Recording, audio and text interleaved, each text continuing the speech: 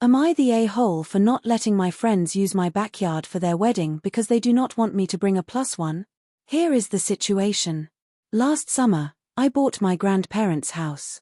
This house was the hangout spot for my friends and I threw out our childhood. This includes my friend Dave. The house has a sizable amount of land, which includes a lake and a gazebo. I was supposed to buy the house with my now ex-girlfriend, Leslie. But, going through the process of getting approved to buy, I found out that she has massive amounts of credit card and personal debt that she hid from me throughout our 4 years together. I decided to break up as a result. That was about 6 months ago. I met Leslie because Dave's long-term girlfriend, Kim, is Leslie's cousin. Dave and Kim are engaged and set to get married in April. When I was buying the house, they asked if they could have the ceremony at the gazebo, which I agreed to do. In December, I started dating again. Leslie has not taken this well at all. She thinks we are going to get back together and has tried multiple times to make that happen. I have told her in no uncertain terms that isn't happening. Dave and Kim have asked me to not bring a +1 to the wedding for Leslie's sake. I have told them that this request is ridiculous. This wedding is happening at my house, using my land, and I am not allowed to bring a date because of a crazy ex. If that is the case, then they need to find a new venue for the wedding. They are pissed about this given the short time frame of when the wedding is supposed to happen. So, we are at an impasse. Am I the a-hole? Edit. I have seen a few things brought up a number of times in the comments, so I will quickly address them here. I am fully aware of the liability issues, which is why I purchased, and they reimbursed me for a special event insurance policy which will provide 100% coverage for any damages, claims, injuries, etc. to any of the property or persons up to $2 million. It is one of the first things we did after I agreed to have the event in my home. The wedding will have a maximum, if every comes, of 75 guests, 5 catering staff, and 5 security staff. The security is because this is an open area that anyone walking past can access. The house has hosted events twice this size and logistically it has been fine. On the property are 2 cottages, one with 1 bathroom and the other with 2 bathrooms. The only portion of my house that will not be locked during the wedding is the finished basement. The basement has 2 bathrooms. Every person who is single, i.e. not in an established relationship, received an invitation with a +1, including me and Leslie. This talk came after I sent in my return card and indicated I was bringing a +1. Now, they are saying they do not want me to have the +1 because Leslie blew up about it and they are afraid of a blow-up at the wedding. Leslie indicated she intends to bring someone on her card. I do not know if she will actually bring someone. Some of OOP's comments, OOP responded to mostly negative ones. Top commenter, pull an reverse. Tell them Leslie isn't allowed on your property and watch their heads explode.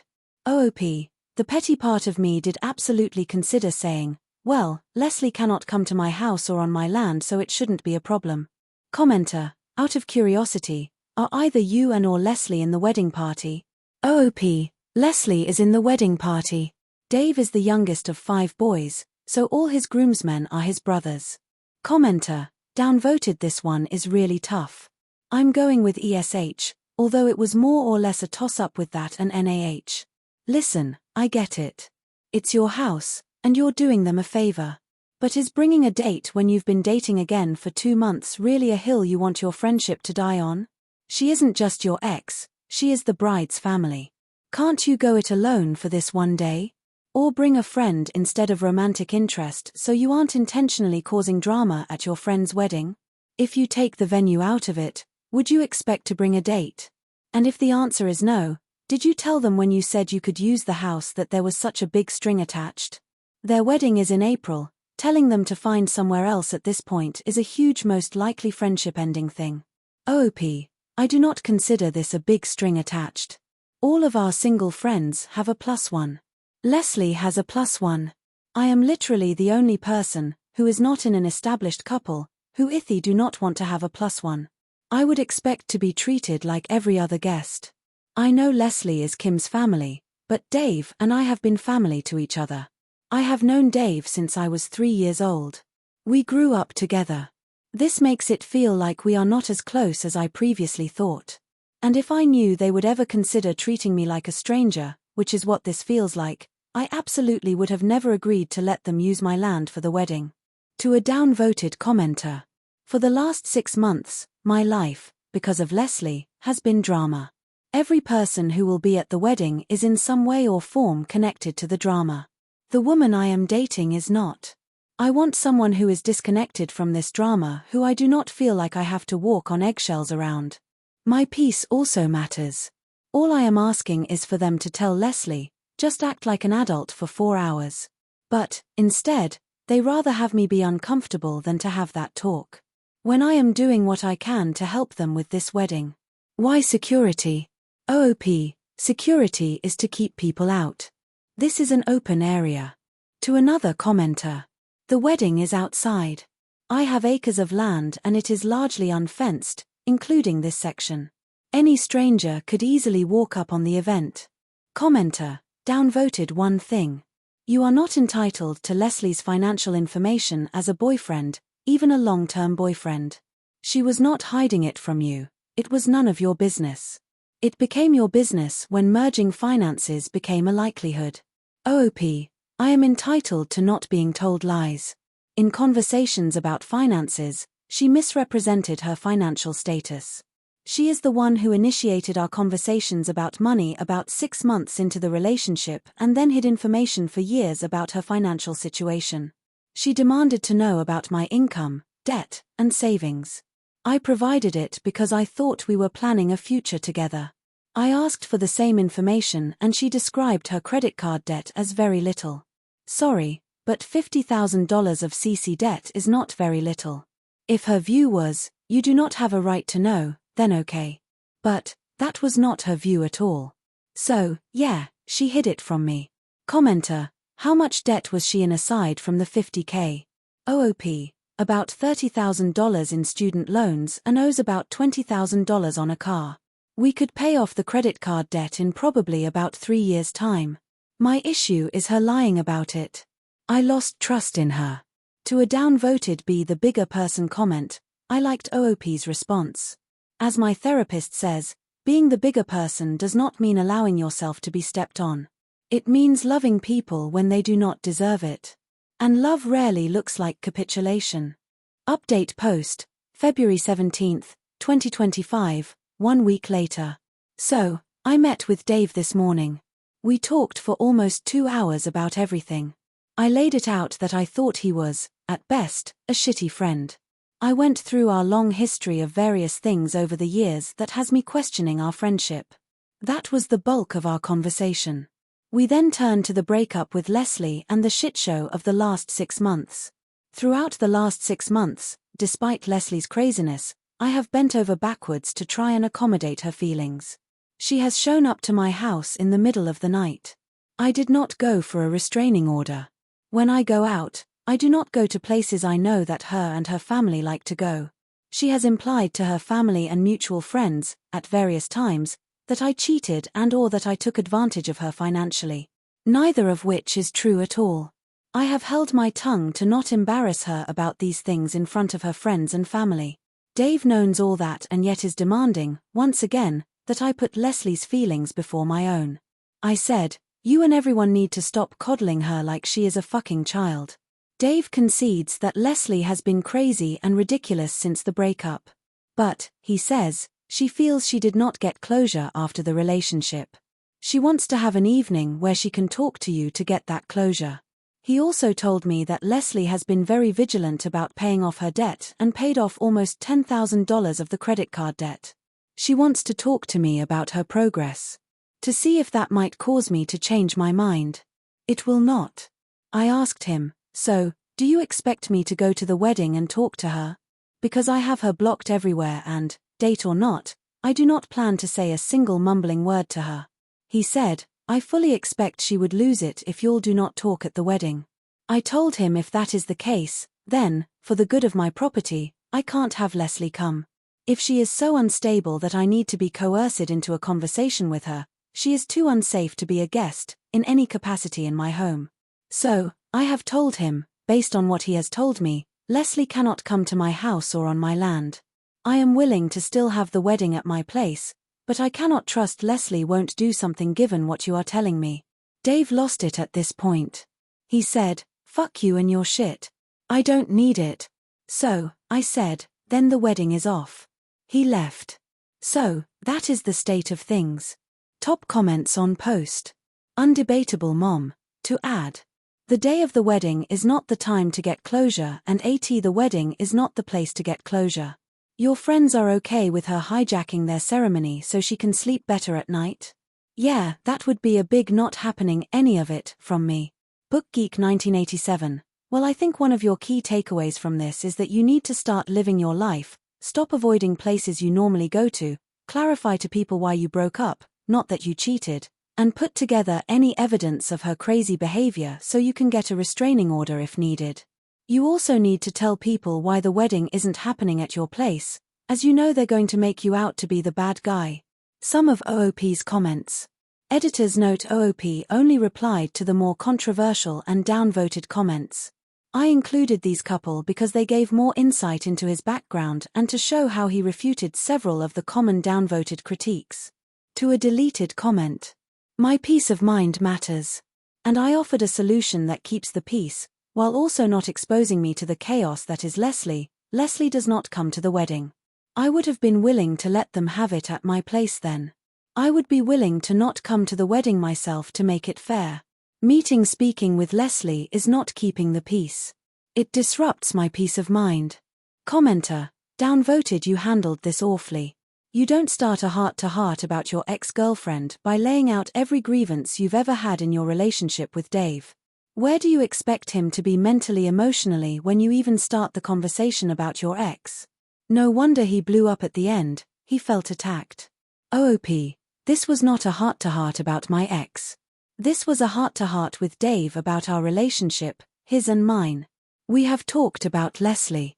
I was done with those discussions months ago. I made that clear when setting it up. Because I understand Leslie's position, I under Kim's position, but I did not understand Dave's position. He knew all the shit and was still acting that way. Commenter. Not downvoted when originally put in this post. I think wealth attracts assholes, and I think OP is probably a bit sheltered cognitively that his wealth has always given him power over people's behavior to a certain extent. And I think a large part of the shock for OP here is that the friend is walking away from that dynamic. OP. I have no idea why you think that I grew up wealthy and sheltered. I did not. You notice I did not mention my parents in the post. That is because my parents were too broke to care for me, as determined by the state. My grandparents had enough to where I could grow up middle class. Meaning, no worries about my basic necessities, clothing, food, and shelter. But anything beyond those was on me. College was paid for by scholarships and work-study jobs. Grad school was paid for by my employer. I now make relatively good money. And that money stretches quite far because I live in a fairly low-cost rural community and have no kids. If I lived where my job's office is located, I would be living in a 2-bedroom apartment with a roommate. And Dave and I's dynamic, historically, has been me going along with whatever he wants, often to my detriment. I think that is why they came to me rather than even attempt to get Leslie to behave. My shock is that I thought he legitimately cared about my feelings and well-being. This experience makes it clear he does not. Update post. May 10, 2025, a bit less than 3 months later. People have asked for an update. Now that the original date of the wedding has passed, I think it is appropriate. In the weeks following the discussion with Dave from my last update, a number of our mutual friends reached out to me and asked if everything was okay. I ignored these messages and went about living my life. Dave reached out to my grandparents. My grandparents said I need to talk to Dave and figure it out. I ignored them. About a month after my last update, Dave's mom reached out. She said, "Opie, I hope you are doing well. Can I come and listen to you? I know a number of people want to tell you what they think, but I just want to hear you. I will say as few or as many words as you want. If you do not want to, I completely understand." Her tone and tenor was different than everyone else, so I decided to meet up. We met on the back porch of my house. I told her everything, the breakup with Leslie, including why we broke up, getting the invitation with the +1, the subsequent meeting with Dave and Kim rescinding the +1 because Leslie was upset, and then meeting up with Dave and everything discussed with him and my decision to say they cannot use my property for the wedding. After I explained everything, I was pretty upset. She asked, "Can I give you a hug?" I said yes. She gave me a hug while I cried for a bit. She asked if there is anything I wanted her to say. I asked her for her perspective on everything. She talked about how she did not really know about why Leslie and I broke up. She had heard rumors about me cheating and the like, but she didn't believe them. But she didn't know why we broke up because she thought we were happy and had a good relationship. She admitted she was upset by it because she was looking forward to coming to our future wedding, Dave and I having kids around the same age, and those kids spending time together at her house like Dave and I used to do. But ultimately she felt it was not her place to say anything since I am a grown man entitled to live my life how I see fit. She said Dave can be a jackass and was being one here. She told me Leslie's behavior was out of line, but she did deeply empathize with Leslie. Dave's mom told me things I did not know about her, Dave's mom's breakup with a long-term boyfriend before she met Dave's dad and how for a year and a half, she was an absolute wreck of a person. During that time, she said she did a lot of things she is not proud of and were out of character for her. She told me she dreamed about a certain life she was going to have, and that dream was scattered, and for a year and a half, she would have done anything to get that dream back. So, she cannot judge Leslie, but thinks Leslie needs therapy. We shot the shit for a bit and she then left. For the next couple of weeks, I kept getting calls and texts about what is going on from various people involved. I decided to just, in a rather factual way, lay everything out. I drafted a mass text message and laid out exactly why the wedding was not happening at my home. I went through everything I had shared with Dave's mom. I also sent an email. I let it be known that if anyone showed up to my house on the original wedding date, I would call the police. After I sent the message and email, a number of mutual acquaintances and friends apologized to me for how they have contributed to the situation. Also, shit apparently hit the fan on the wedding. Dave had lied about our conversation to Kim. He apparently told her he begged and pleaded with me to let them have the wedding on my property. Dave reached out to me to apologize and see if I would be willing to talk. I told him I thought it was best that we do not talk for a while. A lot of people are mad at Leslie and her family is blaming her for the wedding situation. No one showed up to the house on the original day of the wedding. As far as I know, the wedding date is in limbo. Some of OOP's comments. Commenter: why is Dave so invested in Leslie's feeling instead of his best friend's or his fiancé's? OOP: I 100% guarantee you Dave is doing Kim's bidding. Kim definitely wants Leslie and I back together. Commenter: I dunno, you made it sound like Kim was pissed at Dave for lying about the venue situation. OOP: she is pissed he lied about our conversation. She very much wants to do the wedding on my property. But she very much wants Leslie at the wedding and for us to reconcile. In other words, as it relates to Leslie, Dave is doing exactly what Kim wants. Commenter: I'm curious if you know what the debt she has was for. Does she have a shopping addiction? Was she simply living beyond her means? Was there a period she didn't work, etc.? OOP: I do not know all the details of how she accumulated the debt. It was over the course of years and due to various issues. For me, it did not matter what the issue was because fundamentally I could not trust her because she lied. Commenter: I agree it was wrong of her to lie about him cheating and trying to make him jealous with a +1. But that kinda goes to what Dave's mom was saying, that even she said and did things after a breakup that she's not proud of looking back at it. I agree with her that she probably needs therapy, but I'd say OP probably needs some as well. As for the bride and groom, they not only expect her to try to reconcile at their wedding, they're actively helping her to the point of being willing to have her cause a scene at their own wedding. Maybe they're more her friends than his, but I think there's more to the story than what's in the posts. OOP: there isn't more to the story. Leslie and Kim are cousins, best friends, and were raised like sisters. Dave will do whatever to make Kim happy. Kim set us up and want Leslie and I together. Commenter: I know Dave told you that she'd paid off some of it, but did he ever say anything about her explaining to him or Kim as to why she racked up the debt and why she lied about for so long? Also, did he or Kim just let her lie to people about you cheating and not try to stop her or set the record straight with people? OOP. All I know is she is paying it off with every bit of spare money she has. She is living with family for free, took a second part-time job, and is paying it off. I have no idea what she told Dave about how she got the debt and or why she lied. It makes no difference to me. I have no idea how the rumor of me cheating started. I have no idea if Leslie started it or someone else. This is a small rural community and rumors spread here with unknown origins. I have no idea what, if anything, Dave, Kim, and or Leslie have done as it relates to these rumors. Does not matter to me at this point. I just want the record and facts to be straight. I much rather not have my breakup discussed at all in the town square. I just want people to leave me alone. Do not really care if they believe I cheated or not. Top comment on post. Sci-fi new reality. I love Dave's mom. Lou Moran's wife. 110 on the approach and offer to just listen.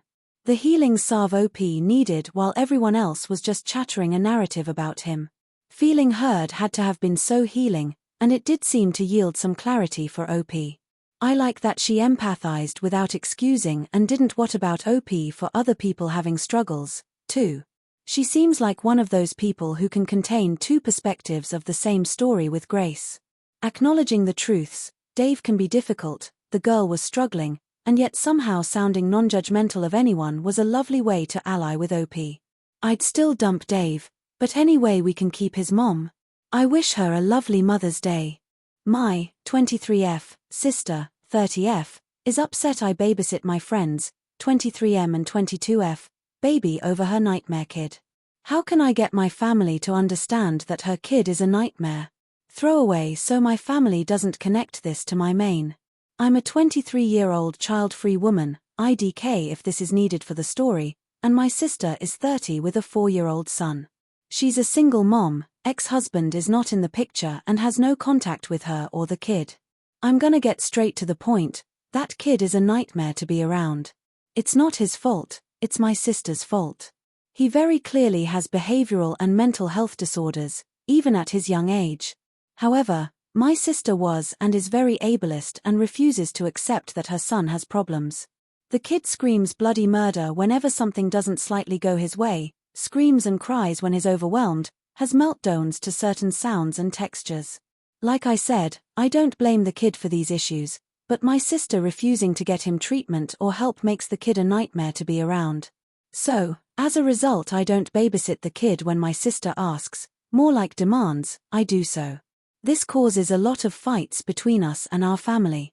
I have a friend, 23M, who's married to a wonderful lady age 22 and they have a baby boy together who just turned 1. Yes, they got married and had him young, but it's not my place to judge them. This past weekend they asked me to babysit for them, and I agreed for a few reasons. Their kid is calm, well-behaved, and a general good kid toddler baby to be around. I love babysitting him. Also, they asked me nicely and understood that I might say no because I'm child-free. They were polite about their request. A thing about me is that if you ask me to do something politely, even if it's something I wouldn't usually agree to, I'd probably do it because you were nice and polite. So for these reasons, I happily agreed to babysit the boy. My sister also asked me to babysit her son that day so she could have a day to herself, and I refused and told her I was already babysitting for my friends. She was pissed, to say the least. She said a few comments about how I was an ass and not a good sister, but I thought she dropped it after that. This past weekend, while I was watching the baby, my sister started banging on my door. I looked through the window and saw that she had her kid and a care bag with her, and I knew she was trying to drop him off and make me babysit. She was banging on the door, yelling at me and calling me heartless and a baby hater, while I was holding a baby, ironic, and that I better open up and do my sisterly duties. I put the baby in a different room to keep him from getting scared by the noise, and told my sister through the window to leave, or I would call the cops. She started cursing for a solid 5 minutes before she finally left. I had the whole thing on my doorbell camera and sent it to the family group chat. Surprisingly, my whole family is on my sister's side. She keeps arguing with me about how I'd rather babysit a kid not even related to me over my nephew. I reminded her that her kid is a nightmare to be around, but she keeps saying that for family you help out. My sister has been cold since, and keeps sending me text messages to provoke me into arguing with her more. She's also started saying some pretty ableist and nasty things towards my friend's wife. My friend's wife is on the spectrum and has BPD, and my sister keeps saying that she should have been sterilized and never should have passed her issues to her kid. By the way, her kid has shown none of the signs that autistic infants usually show, so IDK what my sister is on. I will admit that I do feel a bit guilty because I never consider babysitting my nephew, but I jumped at the opportunity to babysit my friend's kid. My sister, dad, 66, mom, 64, and brother, 33, are all calling me an asshole and saying that I'm just using the CF label to avoid family responsibility. I need advice on how to get my family to see my perspective on this. How can I explain to them that the issue isn't the idea of babysitting, but it's the behavior of the kid? Commenter: just ignore your sister, maybe even block her. She isn't entitled to you as a babysitter. As for your family, black kettle them. So when are you babysitting sister kiddo, since family should care for family? OP: my brother, 33, which I should have mentioned, has a wife and kids, so he can't babysit, and my parents are in their early mid-60s, also probably should have mentioned, and claim to be too old to do so. I'm the youngest and was a whoops baby my parents had in their 40s by chance. Because of my young age and the fact I'm not married and don't have kids, they keep saying I'm the perfect person to babysit because I have nothing to do, not even taking into consideration that I have a job and friends of my own. Commenter: why can't your brother take care of him if he already has experience with his own kids? OOP: in the words of my family, he already has his own family responsibility, you have none. Yes, that's pretty much always their response to when I ask why can't my brother babysit the kid. My brother also deep down knows the kid is a nightmare, even as much as he tries to ignore it along with my sister and parents. To a different commenter: his kids don't like spending time with her kid because he's had violent meltdowns and hurt them before. The kids avoid that boy like the plague. I don't blame any of the kids in that situation. My sister's son clearly has behavioral and/or mental issues that cause him to react violently to overstimulation, which is not his fault. He needs help so he can develop ways of controlling his meltdowns, IDK if that's the right phrase, and keep his emotions in check. My brother's kids, while mature for their age, are kids and don't fully understand why he acts the way he does, and therefore harbor resentment and dislike towards him. I feel bad for all the kids involved. Nobody is winning. Mute the group chat and contact experts for advice for your nephew. I've muted the group chat, and I know this is a me issue, but I can't help but check on it every few hours and feel bad about causing a fight. I'm soft, I know. As for my nephew, I don't mean to sound rude, but what good would that do? Yes, I can have an expert weigh in their opinion, but at the end of the day my sister won't get him help, so what would be the point? Once again, I don't mean to be rude. Commenter: part of a longer comment: if she plans to send her child to public school, her neglect will become extremely obvious when he is unable to manage himself and she tells mandated reporters she refuses to get him the help he needs. OOP: this issue already came up. He's close to turning 5, and last school year he was supposed to be in preschool. He was enrolled, and of course the workers' teachers noticed his issues right away and tried to convince my sister to sign him up for the SPED program in the preschool and for behavioral therapy. She outright refused, went off on them and pulled her kid from the program. He's going to start kindergarten in the fall, and my sister said if they insult her son she'll pull him out and homeschool him. I feel bad for my nephew, because it's not his fault he was born with these issues that cause him to act out when he gets overwhelmed. I sincerely hope my sister wakes up and gets him help, or that once he grows up he'll get help himself. Does the family knew the kid is a nightmare? OOP: they know the child is a nightmare. They keep trying to pretend he's not and ignore the issue, but they know. They don't want to piss my sister off by mentioning it, as she goes nuclear with insults and fights whenever someone brings it up. I love my family, I love my nephew, and I love my sister, but it is so wrong to just ignore the issues he has. He needs help. There is something wrong in his head. I'm not saying that to be mean, or cruel, or ableist in ANY form, but it's the truth. OOP responds to a longer comment. OOP: I really hope I wasn't offensive with my wording. It feels wrong, to say this kid has things wrong with him in the head or he's messed up in the head, but I genuinely don't know how else to describe it. I really don't phrase it that way to be mean or ableist or any kind of ist or phobic, but that's the only way I can think of to describe it without a diagnosis. I don't know how much help CPS would be. We live in a small town in the south. I don't even know if CPS has an office down in our town district. The nearest town over is a rundown city with a high crime rate, child abandonment rate, and drug use rate, so I can imagine that the CPS offices there are probably overwhelmed. Sounds like she has mental health issues too. I don't want to speculate, but I don't think she does. I think she's just ableist towards mental health disorders specifically. I'm not saying that mentally ill people can't also be prejudiced towards others with disorders and mental illnesses, but she doesn't show any signs of having any mental illness, so I don't think she has any. I could always be wrong, as I'm not a therapist or doctor, but this is just my perspective from growing up with her. Commenter: maybe when he's too much for everyone else in your family, and she really has no help at all, she will take steps to get her son the guidance he needs. OOP: my parents used to try and tell her this when he was smaller toddler and showing these behaviors. They were more tame them and have escalated as he got older. She blew up, said that if they kept insulting her kid she wouldn't let them see him again. Obviously I can't imagine the position that put my parents in. They love their children and grandchildren, so I can imagine a threat like that would make them cave. The sister's point of view. The problem is, my sister doesn't want him to be diagnosed with anything.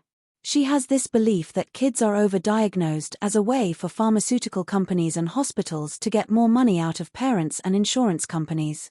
And I agree to an extent that we do have an issue of over-medicalization in our country and that we tend to slap pills and medication over the problem rather than find a way to actually resolve it. However, that doesn't mean I think that medication isn't the solution in some cases. I don't know what would help my nephew, but I'm pretty sure that doing nothing is worse for him. OOP's family and their views. My parents and brother don't share the same beliefs about mental illness that she does, and I was in no way raised in any way that could even remotely cause that belief. I'm still shocked, angry and horrified she said that about my friend's wife. I almost feel like I need to address in itself. She literally said my friend should be sterilized and prevented from having kids because she has a mental illness. I can't even wrap my mind around how cruel someone can be to say that a woman who's always wanted to be a mom and is a great mom should be sterilized simply because she has a mental illness. A few last clarifications from OOP. My sister makes enough money to live comfortably with her and her son. Hiring a sitter would put a bit of a strain on that. They're in that financial bracket where they are comfortable, but they can't afford expensive things or afford to pay for extra things. I guess you could say they are lower middle class. According to them, they are. Parents being too old, my mom retired early from a state job and has a part-time easy job, and my dad is still working a different state job for a few more years. My sister's ex isn't the dad. My sister has red-brown hair. Her husband had brown hair. Kid came out with a very light blonde hair. My family didn't see this as odd because I have a very light, white-looking blonde hair color and one of my nieces also has blonde hair, so we just figured my sister carried the recessive gene. Husband wasn't suspicious of anything either, until sister broke down in a panic at the blonde hair and confessed that while they had been a short break after a fight, she had slept around a bit. Husband left because he didn't agree to opening the marriage during the break, and didn't sign the birth certificate. Sister has no idea who the father is and has no way to get in contact with any of the guys she slept with.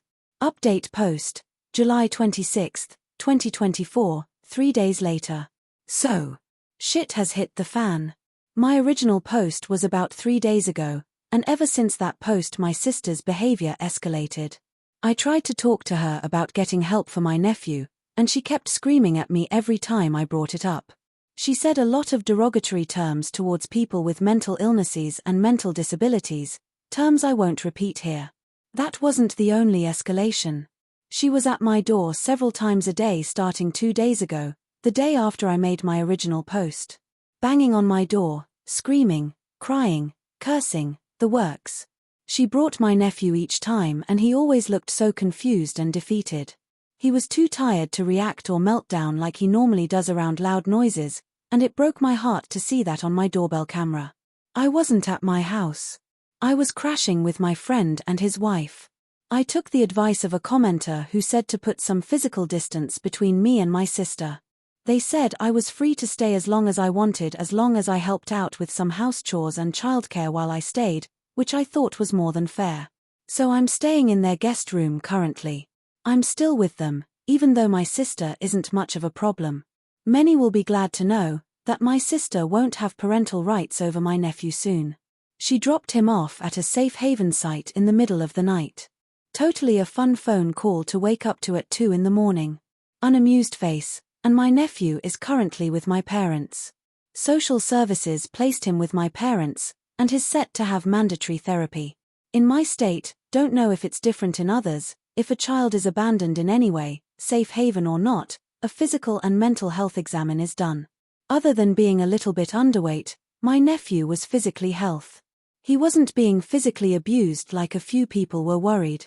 But it was obvious he needed mental health, so he'll be starting therapy sessions soon, as mandated by a caseworker. We are not looking for my sister. After she dropped her son off, she left. She had quit her job a few weeks back, sold her car, and even her house a few weeks ago and had been renting a place, so this was planned. In my personal opinion, she planned to abandon her son the day I was babysitting my friend's baby, which is why she had such a nuclear reaction. She did leave a note, saying she can't do it anymore, she met someone, and that she doesn't want to be a mom to my nephew anymore. In her note she said she deserves a normal kid, and not a burden like my nephew. I seriously hope that my sister doesn't have any more kids with this mystery person she's referencing, but it seems like she's running off to start a new life and family. She still has 30 days to reclaim rights over my nephew, but it doesn't look like she'll do that. Time will tell. Like I said, I'm still with my friends because I was worried my sister would do something. My parents and brother have also been blowing up my phone and coming to my house, switching between apologies and blaming me for this. They think that maybe if I babysat that day, she wouldn't have done this, but I think she wanted me to babysit so she could do this. I'm not mad at them for blaming me. I understand that my sister is still their family and they're rightfully in shock and want someone to blame. They're human, and I know humans can be cruel sometimes while going through shock and grief. So, yeah, that's life right now. I'm currently sitting on the couch with my friend's baby while my friend is at work and his wife does a quick grocery run. She was going to take the baby, but I insisted on watching him so she didn't have to hassle with the car seat in the very stormy weather we have in our area right now. This update is all over the place. I feel like I'm rambling. There's still a lot of unknown stuff regarding my sister and nephew, but for now this is the update. I don't know if I'll post more regarding this situation. My friend's wife is telling me I should relax and just not think about anything relating to this until I'm more level-headed, but I don't think that's possible. Relevant comments. Commenter: your sister clearly has her own severe mental health issues she's refusing to acknowledge. As effed up as it might have been, this is best for your nephew. Also, I didn't know you could just drop off a child of any age at a place like that. I thought any child over 2 couldn't be released like that. OOP, I don't know my state laws, so I don't know. Because I'm not directly involved in the case, I'm not getting updates. When I say we are not looking for her, I mean me and my family. Police could be looking for her, but I'm out of the loop on this whole case. Update post 2, August 6, 2024, 11 days later. Title: AITA for forgiving but not forgetting my family for blaming me for what my sister did. My sister abandoned her 5-year-old son a little less than 2 weeks ago and fled. Police are looking for her, but she hasn't been found yet. My nephew is with my parents and is in therapy. When that first happened, my parents were quick to blame me because I had refused to babysit the kid in the past and the weekend before my sister ultimately abandoned him. They think had I babysat him that day, she wouldn't have fled. I've been staying with my friends since then. And, oh my god, it's chill here. They're young parents with a baby, and yet it's chill here. Everyone is happy, they talk things out when there are issues, they work together. I've met both parents of my friends, and they're nice and polite. Obviously I don't know what goes on behind closed doors, but I have seen some bickering and they always find a way to resolve it. Growing up, my parents always argued a lot, my siblings were always loud and cruel to each other at times, and there always had to be someone to blame. If you were the person who was blamed, you were insulted and shunned for a while, then they would apologize. You were always expected to forgive and forget. My parents are trying to apologize to me about their blowout at me regarding my sister, and I can understand their initial feelings. I'm willing to forgive, but I know my family will also expect me to forget, but I can't forget. I don't think I can forget this whole situation. So I'm wondering if I would be the a-hole if I chose to forgive them, but refuse to forget this whole thing. Update post, April 29, 2025, 8.5 months later. I'm about done with this whole BS and ready to just completely cut contact with my family after this whole mess. My sister got arrested a few months ago on several charges, including child endangerment, abandonment, and drug charges. She's been court-ordered to go to an inpatient rehab, but our state doesn't pay for it, which means that she has to pay for it. She does not have a job, and has little no savings after burning through them on some drug bender. I work remotely and have a pretty decent income for my field and area. My parents are saying that I need to pitch in and help pay for the rehab, because they and my brother and his wife are also paying a portion, and if I contribute then they won't need to pay as much because it will be split 5 ways instead of 4. Here's where I think I am definitely the a-hole. I asked my parents for the exact amount they want me to contribute. It was a fairly decent amount, I could afford it, but I was feeling petty after everything with my sister. My best friend recently had her second baby, and I decided to take the exact amount my parents requested from me and spent it on getting my friend some extra baby supplies, toys, decorations, clothes, and a few early Mother's Day gifts. When my mom texted me and asked for the money, I sent a picture of my shopping spree for my friend and said I had already spent the money on a proper mom. She called me an a-hole and said I could have just said no and not give them hope I would pay. So, Reddit, am I the a-hole? I think I am, but I feel justified. Edit, title might be confusing. I told them I had the money, then after they got their hopes up I said I didn't have it anymore because I spent it on someone else. Sorry for the confusion. OP's comment. BritDre16, NTA for not giving the money. YTA for lying and then mocking. OP, yeah, I can admit that. I'm just so fed up with them trying to get me to cover my sister's irresponsible ass. My 32F husband, 36M, became a robot and I don't know how to help him. The title sounds insane, but here I go. We've been married for 6 years and have 2 kids. I'm pregnant with a third.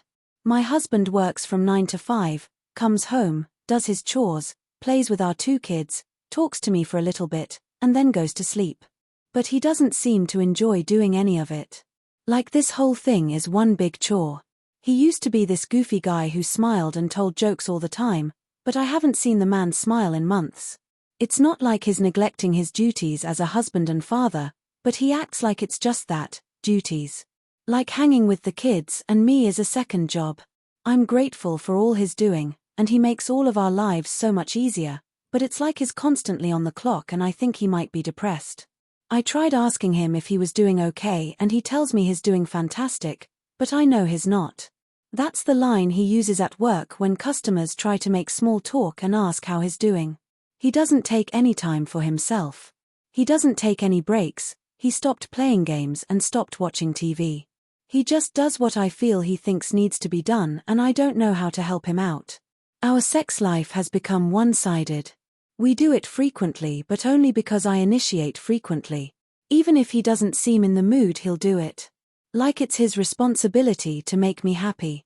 It feels like he isn't there in the moment, like his mind is wandering the whole time we're intimate, and that, to me, feels worse than getting rejected. I don't know what's going on, and I don't know how to help because he won't let me in. To anybody else he seems fine, but I know something is wrong and I don't know how to fix this. I miss my husband, the guy who complained and told jokes.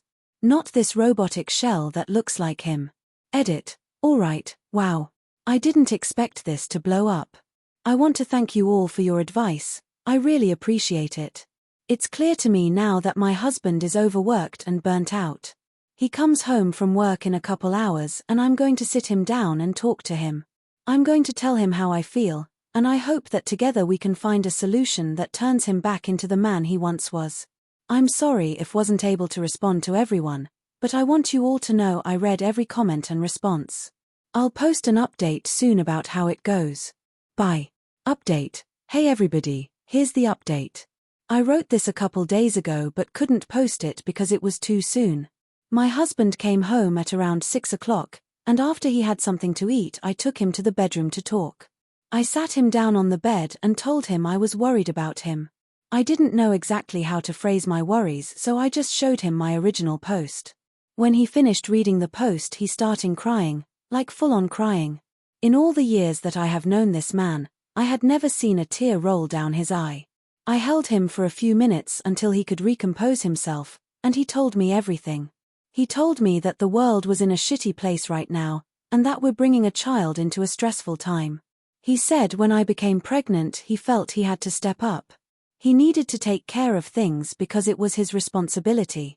He said that the weight of carrying the family was so much harder than he anticipated, so he thought if he doubled down he could get through it. But the more he tried the darker the tunnel got, and eventually he couldn't see an end. He said that he feels like he's constantly drowning, and the only breath of fresh air is on the car ride between home and work. He said that sometimes the stress is so much that he throws up, but doesn't tell anyone and instead keeps going with his day. He then pulled out a pack of gum from his pocket and said this was for when it happens. I asked him why he couldn't tell me any of this, and he said he didn't want to burden me with the truth. He said that he thought if he told me everything, that I would stop seeing him as a protector and provider, and that I would inevitably stop loving him. Hearing him say that brought tears to my eyes because I didn't know where he got the notion I would feel that way. I asked him if he wanted to quit his job, but surprisingly he said the job doesn't bother him. He said the work in of itself was fine. It's just now he feels an added weight to provide because not only was he fortunate enough to keep his job in the pandemic, but we also had a kid on the way. He said that some days he feels like packing a suitcase and running to some tropical island for a week and not telling anyone. But then he feels guilty and doubles down even more. I told him that maybe he should go on a trip. I said that he deserved a break, and maybe if he did exactly that he'd feel better. He tried to protest, but I insisted. In the end said that he'll only go if we go together. Like a romantic getaway between spouses. Once things start to clear up and before the baby is due, he wants to take a week off from work, drop the kids off at grandma's house and have us go on a vacation. Just the two of us, like we used to when we first got married. He also said he wants to take the day off tomorrow and just sleep in, so that's the plan. I'll call his boss tomorrow and say that he's sick and can't come in. It's not like they'll make a sick man come into work. There's a pandemic going on, smiley face. Right now he's playing with the kids and it doesn't feel like he's doing one of his chores. He actually seems to be enjoying himself. For the first time in months I don't see the robot, I see my husband. Edit. Hey everyone, I want to thank you all for the support. I read all of your comments, and I appreciate all of you. I didn't expect this to get so much traction, so I want to clarify some things. First things first, my husband says hi. I wanted to clarify about the chores people are taking about. I want to say that I know as a Psalm the bulk of chores goes to me. I cook and clean and do laundry because I know it's my responsibility. My husband's only chores are doing dishes, vacuuming every 3 days, and a few other house maintenance stuff. I did in fact call in sick for my husband, but I made sure that I said he had a migraine. I saw on Google that it wasn't a symptom of COVID if it was an isolated symptom. His boss was okay with it and said he can come back whenever he feels better. The pregnancy wasn't an accident. We both did want to have 3 kids because we were both raised in 3-kid families. We actively tried for the first 2, but for baby number 3 it was kind of a if it happens kind of thing. We're both happy with the amount of kids we will have and are hopefully done. We are not considering abortion nor adoption. We realize that a 1-week vacation isn't enough to get rid of his stress and are both trying to come up with a solution that alleviates his stress in a more sustainable way. Right now we're thinking about setting up an hour or 2 a day that's daddy's time. No kids, no me, no work. Just for him to relax. To those of you who think this fake, there isn't any way I can change your minds about this situation, so I'm not really too bothered. I just hope this never happens to you guys. You all have been supportive and really a wonderful bunch of people. I really think we can get through this, and it wouldn't have been possible without you guys. I'm not going to reply to comments because, like last time, it's an overwhelming amount. But just know I'm reading these as they come in. Good night everyone, it's been great. Am I the a-hole for telling my mother-in-law that she made her choice when she chose to keep seeing my husband's ex? I, 33F, and my husband Tom, 35M, have been NC with most of his family for 3 years. Within those 3 years, I've had twin boys, which has made my mother-in-law try to get back in contact with me. There's a lot of history, but here's a brief summary of why Tom and I are NC, and it all revolves around Tom's ex, who we'll call Talia. So, I am Indian American, and Tom is white. He comes from a pretty traditional family, and grew up in a small town. Talia was mother-in-law's best friend's daughter, and they were the small-town romance everybody envied. However, upon meeting in college, Tom and I just clicked on a platonic level, and to be honest, I didn't even have feelings for Tom until 4 dates in. I guess you could say he had an emotional affair, but he never did anything physically romantic until he broke up with Talia. Talia, of course, remained in contact with his family since she had been, according to mother-in-law, the daughter she always wanted. Keep in mind, Tom has a sister, but Talia is more of a homemaker, while my sister-in-law, who is an absolute angel, and I had always been more career-focused. Talia had been at every holiday, family gathering, and get-together since the very start of the relationship, and at first I paid it no mind. I was civil to Talia because mother-in-law made it clear Talia mattered to her, despite Talia's blatant distaste and disrespectful attitude towards me. That changed at my weddings. We had 2, and my parents footed the bill for both. The dress code was simple, aside from the obvious no white wedding party colors rule, nobody was supposed to wear red. I am well aware that red means you slept with the groom, but more importantly, red is a bridal color in MY culture. I wore a red lehenga and sari to my Indian wedding, which she wore an eggshell, off-white, dress to. Keep in mind, white is worn at funerals to represent purity in my culture. That got my aunties and cousins talking, but I still had a blast since I really didn't care. I did care when she showed up to the American ceremony in a floor-length, apple red gown with a slit going up the leg. It was a bridesmaid's dress, and it violated the dress code. My sister-in-law, along with Tom, went to tell her to change. She did leave after having a hushed argument and came back in a tea-length green gown. I assume she just wanted to see if she could get away with it. Apparently, my aunties saw this too. Which meant Talia was subjected to stares, whispers, and backhanded giggle fits throughout my whole American wedding. It made Talia feel embarrassed and she cried to mother-in-law, who went to me and told me to keep my kind in line. To this, I crossed my arms and told her that maybe Talia should have stayed in her lane, that she knew not to wear red for multiple, but mostly cultural, reasons, and it wasn't my fault my family is shaming her. It isn't my fault she became cannon fodder for my gossiping gaggle of a family. Yes, I said those words since that is what my aunties are. Those were the consequences of her actions.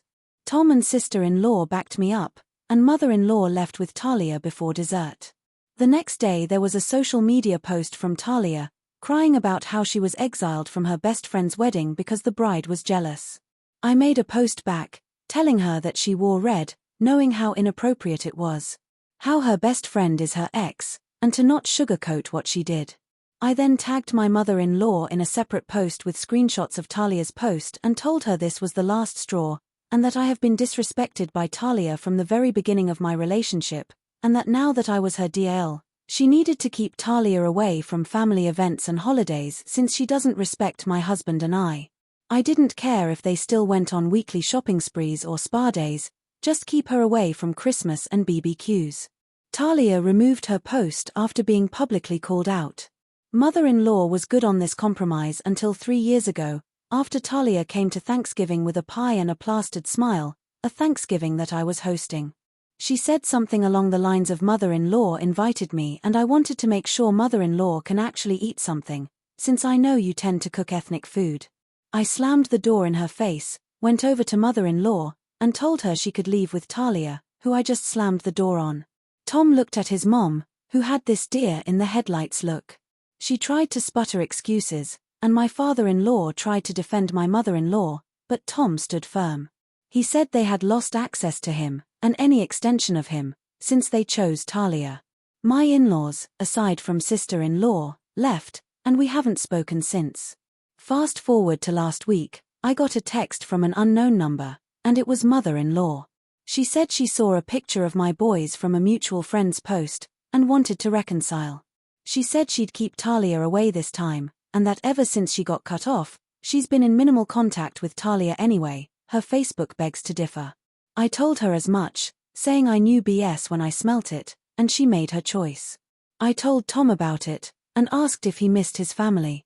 He shrugged, saying he doesn't care, and it's been relieving not having his mom around. He's the youngest son of 3, so he was always the baby boy. But I have since received text from my BILs, their wives, and my father-in-law begging for a second chance. She always wanted to be a grandma, and I do feel like I'm robbing her of a chance. Her other sons haven't had children yet, and sister-in-law cut her off when we did. But you can't undo nearly a decade of disrespect with wishes and wants. And Talia is still in the picture, so I'm skeptical about how long that promise will last. I feel like I'm being calloused, but there are so many stories I can tell about Talia's disregard for Tom's boundaries, and mine. And I don't want to welcome a storm into my house by opening up the gates. AITA for telling my mother-in-law she made her choice after she kept my husband's ex around. Edit. Since there seems to be some confusion, I want to clarify Tom did not cheat on Talia with me. Tom broke up with Talia after a few platonic hangouts with me. That is why I said you could call it an emotional affair, because you could argue it was one, loosely. Tom only asked me out after he broke up with Talia, and I accepted after he confirmed via texts he had broken up with her while visiting home for the weekend. There was no overlap between Talia's relationship and mine with Tom. So, for everyone who thinks I was other woman and the reason my mother-in-law hates me if because Tom cheated on Talia, no he didn't. My girlfriend told me she was with a friend, but that friend was with me picking out an engagement ring. How do I confront my girlfriend about her lie? God, this is a doozy. I swear my life feels like a movie right now. Sorry for the weird formatting. I'm on mobile and this is my first time posting on a sub like this.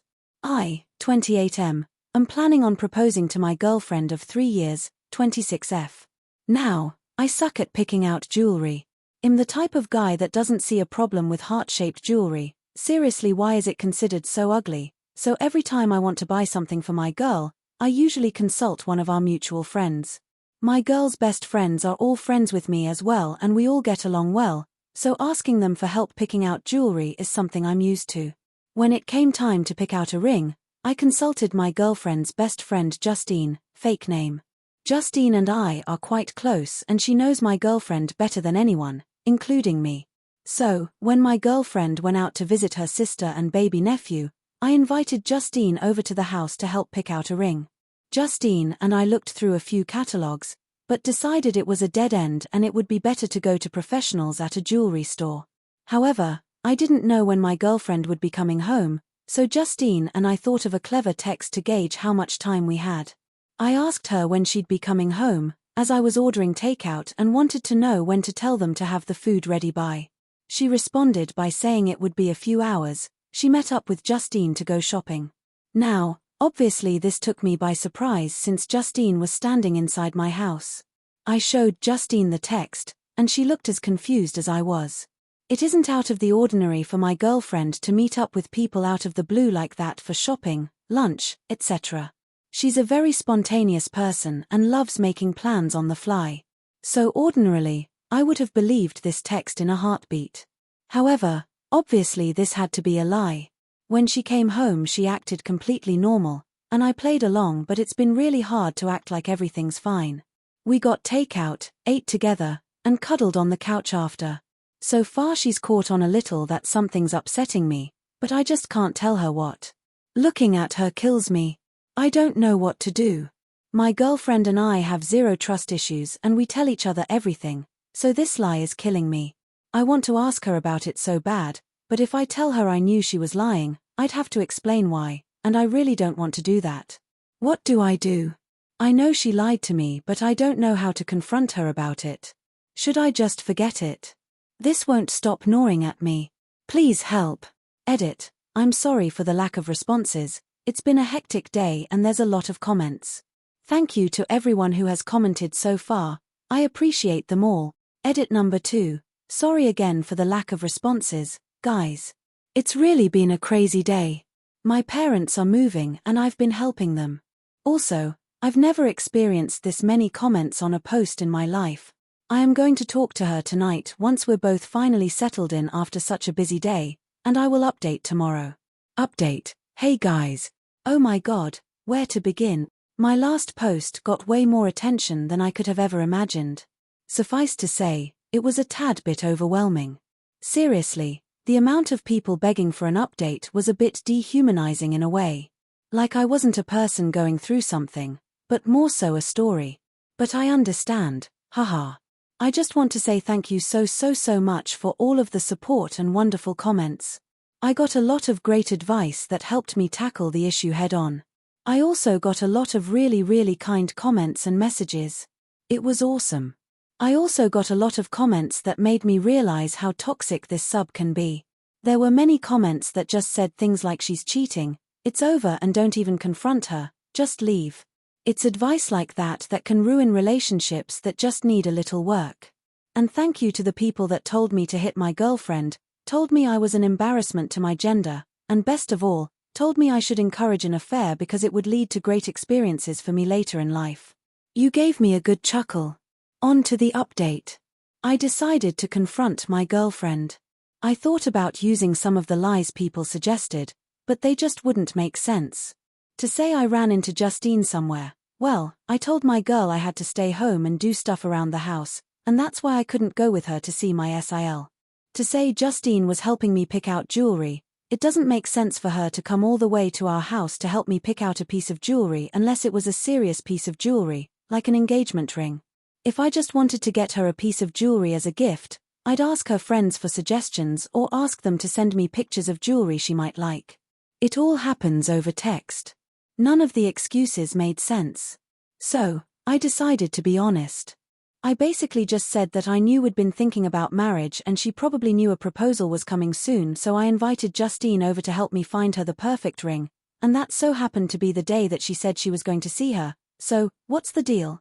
She immediately started grinning like an idiot and prodding me about proposing and the ring, but then we got back onto the topic of where she was and she confessed what she was really doing. No, she wasn't cheating, and no, she wasn't picking out a ring for me. The amount of times that was commented was crazy. So, some people are dog people and some people are cat people. Well, me, I'm a snake person. I grew up with snakes my whole life. But I never felt I was able to get one because my girlfriend has always been uneasy about living with a snake, which I completely respected. Also, the process of buying and raising a snake is very different than that of buying and raising a dog or cat. It's quite complicated. So you could imagine my surprise when my girlfriend showed me a picture of her holding the cutest Kenyan sand boa I have ever seen. Needless to say, my girlfriend was going to surprise me with a snake. We're picking her up next week. Let me know if you want a pet tax, she's so cute. I definitely did not expect this and I feel bad for ruining the surprise, but oh well. Life is good. Sorry if this isn't the ending you guys wanted or expected, just a snake, haha. Thanks for reading. Am I the a-hole for refusing to give my late wife's wheelchair to my sister-in-law for her wedding aesthetic? Hi potatoes, I made an account just for this and I'm on a cell, so please bear with me if I mess up formatting or whatever. My 38M wife, Katie, passed away last year after a long battle with a degenerative disease. She was in a wheelchair for the last 7 years of her life. We custom-made the chair together. It was light blue, her favorite color, had embroidery on the cushion, and even some little charms she added herself. I haven't gotten rid of it. I keep it in our bedroom corner, and yes, I know she's gone, but it gives me comfort. It still smells like her shampoo. Sometimes I talk to it like she's still there. I know that sounds crazy. Now, the issue: my sister-in-law Maddie, Katie's younger sister, 30F, is getting married this summer. She's always been very into themed things, especially vintage stuff. She's doing a 1940s wartime hospital-style wedding, not even kidding. Everyone's wearing retro uniforms, the reception is in an old converted sanitarium, don't get me started, and she wants the whole aesthetic to be accurate.